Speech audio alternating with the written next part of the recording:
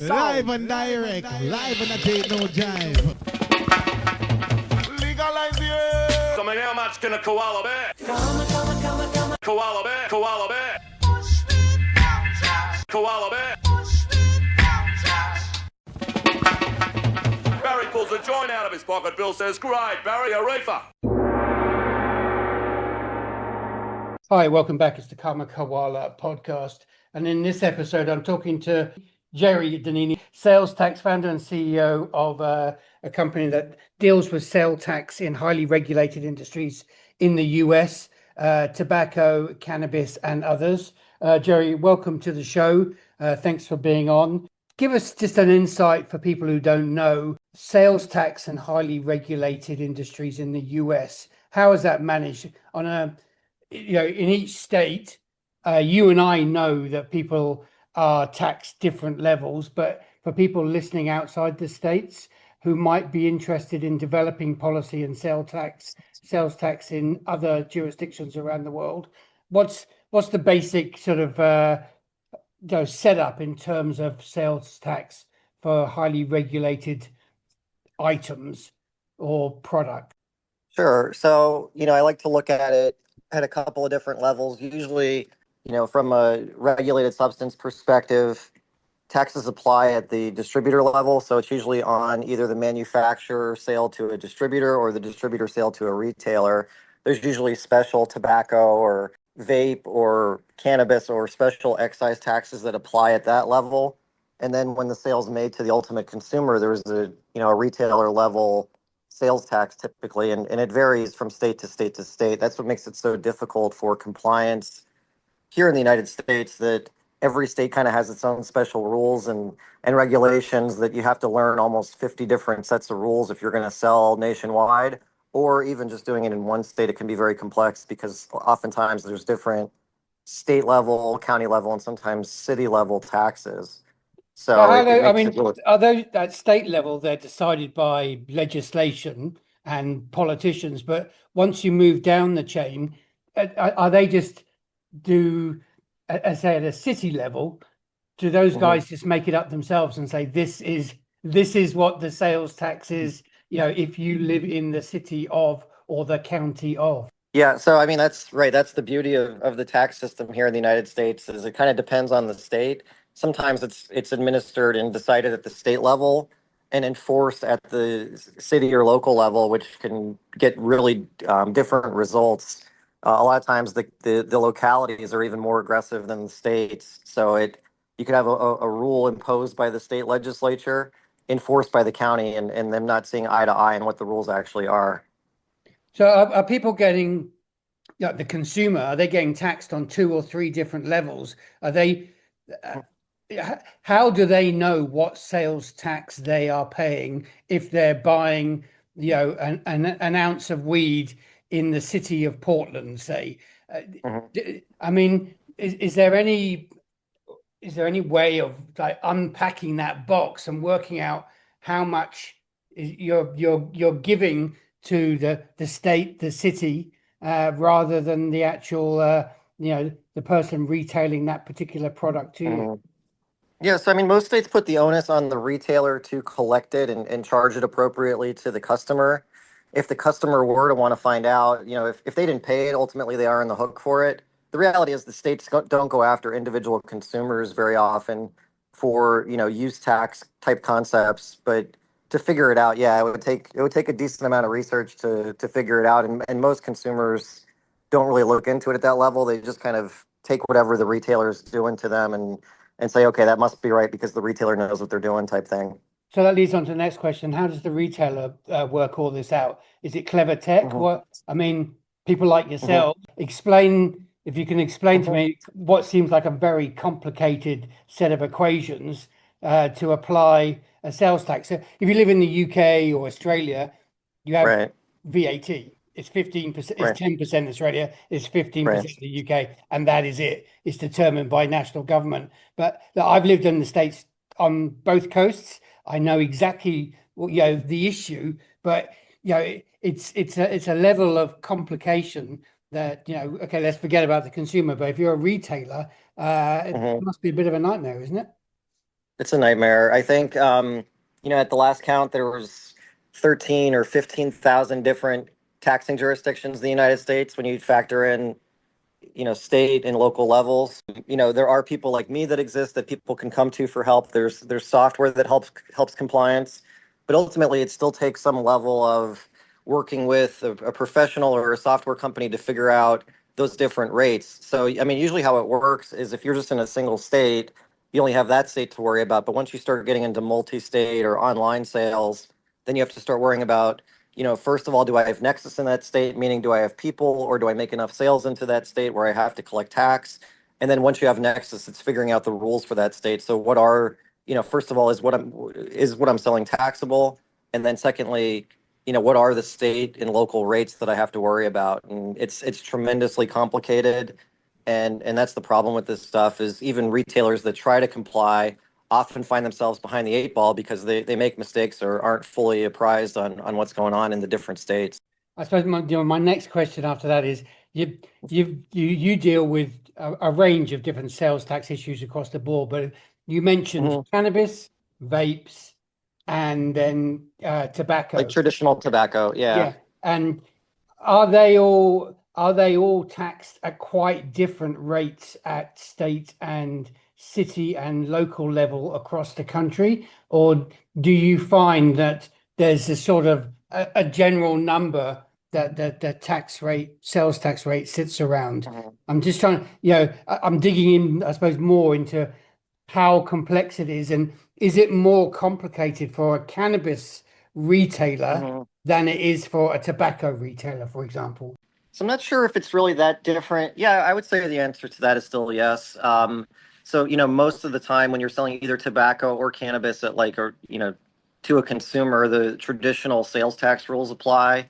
So figure, anywhere from 6 to 10%, say, on a typical transaction, just selling any kind of tangible product to a consumer. But then when you layer on that it's cannabis or tobacco, a lot of times that tax rate can effectively double. A lot of times there's special like cannabis or tobacco or sin taxes, if you will, that apply to a consumer. So that can double the tax at the consumer level. The real kicker though is most people aren't even aware of it. Just the general public, they know it's tobacco or cannabis or cigarettes. It's bad stuff, so it's taxed at a really high rate. But there's also this wholesale level distributor tax that can be, some states are in the single digit percentage at the distributor level.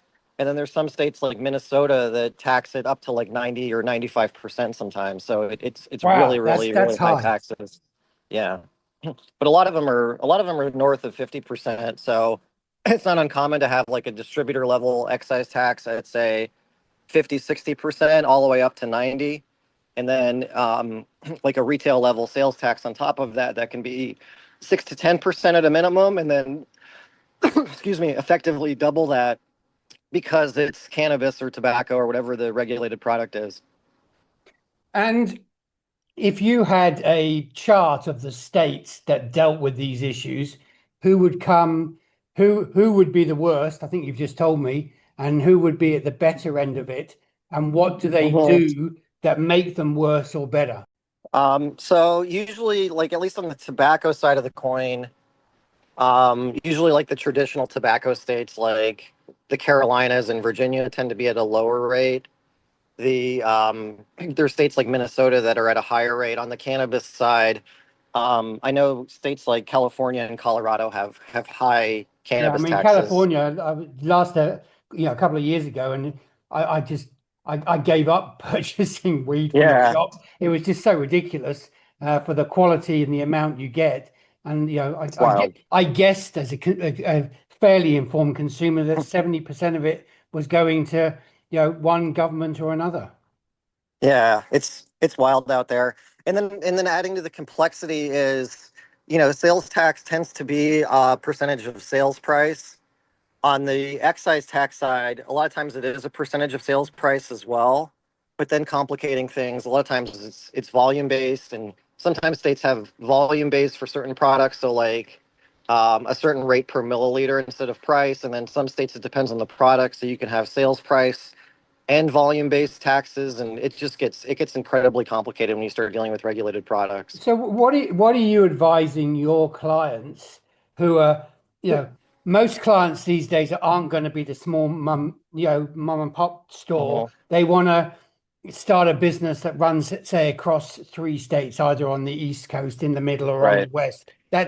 I mean, what are you advising them from the get-go? Because it must, I mean, the setup charges in themselves must be, fairly punishing before you even start selling anything out the door.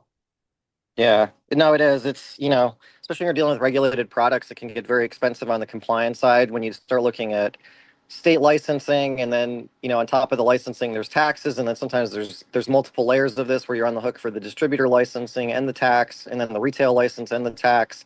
It can get really expensive, but usually what we do is, we come in and work with a client to try to get their head around it in one state, get really good and comfortable with one state at least for a couple of months, and then after that, slowly add on other states, because it's not just the compliance side, it's the practical side of the business. Keeping up with this from an operational perspective is a whole nother challenge. So a lot of times what we do is like just get one under our belt, get really good at that one state, and then add on states. I was just working on a case in Illinois, actually. A client came to me. They've been doing it in this space for a long time and realized they weren't in compliance. So a lot of times the cleanup job 2, 3, 4 years down the road can be a lot more expensive than just And setting it as up the we right know, way the in the first IRS place. and everybody else, they don't give up, do they? No, Especially no. as they get new technology, they're getting even more aggressive, aren't they? Yeah, and a lot of times they're auditing all of the retailers, or they just do like an industry sweep, they call it, or an educational exercise is what they call it sometimes.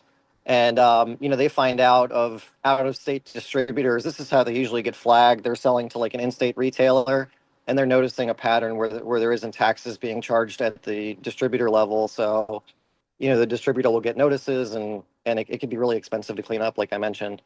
And are you doing, or do you know of anybody actually trying to educate legislators, policymakers, people who work in cannabis regulatory departments around the country? Excuse my French, how fucking complicated they're making stuff for Hmm. people. And, Yeah. they essentially, it sounds like they're trying to put people out of business. Yeah, yeah, I think that's true. And word on the street is it's kind of the charge is led by some of the large cigarette companies trying to keep quote unquote competition out of the market. But yeah, I regularly attend and speak at different cannabis and tobacco type conferences where industries there saying how complicated this is there, or I'm sorry, saying how complicated this is. State legislatures and government agencies are there hearing about how complicated it is. But I think by and large, they're aware of the complexity, and they're not super sympathetic to the companies that, this is Well, bad it's stuff, something they and didn't let's want to just tax regulate it. in the first place. So That's right. Yeah. we'll tax you to hell anyway.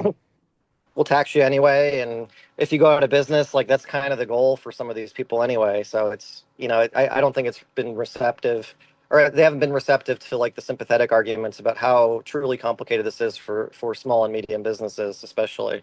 So one last question to you is, your future is obviously positive because the more complicated it is, it's a bit like what I do. I write about this stuff. So the more Right. complicated it is, I'll be doing this and literally until the moment I die. I presume, Right. by the sound of it, if you want to, before your head explodes, you'll be doing this till the moment you die as well.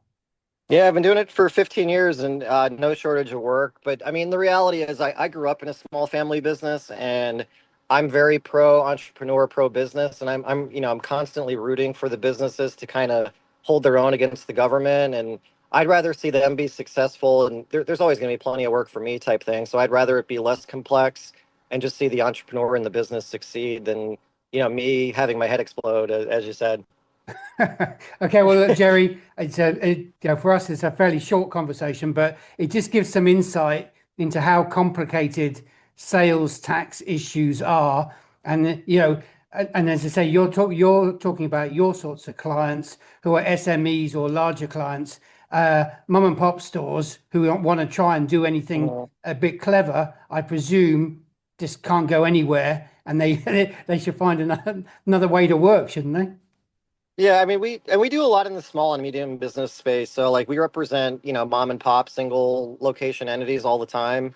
We do a lot in the medium business sector and even, some large companies. But, if there's like an audit happening by a state agency, whether it's at the wholesale level or at the retail level, we get involved with those. If they're just looking for compliance and help on how to get this set up, we're there to help too. But the bread and butter of my practice is like the controversy work. So that notice comes from the state. What do we do about it? That's really, really our focus, to come in and represent the business and fix whatever the problem is with the different agencies. Okay, well, Jerry, thank you very much for being on the Karma Koala podcast. Live and direct, live and I take no jive. Legalize it. So, I mean, how much can a koala bear? Koala bear, koala bear. Koala bear. Barry pulls a joint out of his pocket. Bill says, great, Barry, a reefer.